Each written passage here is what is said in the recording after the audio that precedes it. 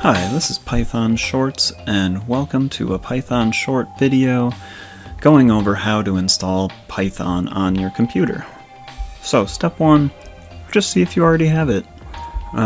Windows sometimes automatically includes it with an installation, so just click the little button in the bottom left corner and type Python.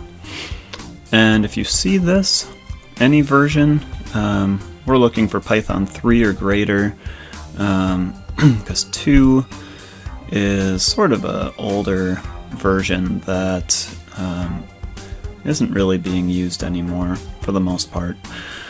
So if you see that, great, then you're done, and you can quit out of the video. Thanks for watching. But if you don't, go to python.org/downloads and click the button. It'll download it to your computer. You click open file.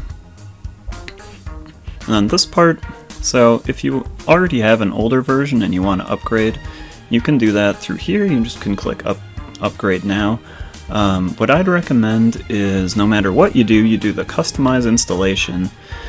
The IDLE is a development environment within Python that you don't have to download another one if you want to just use this. Basically makes it so that you can make programs and save those and run those all through that editor.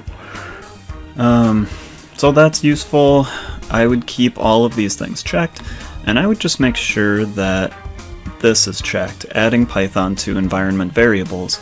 You can do this manually, and you can probably find tutorials on that on the different YouTube channels that help out with Python, or just on Google.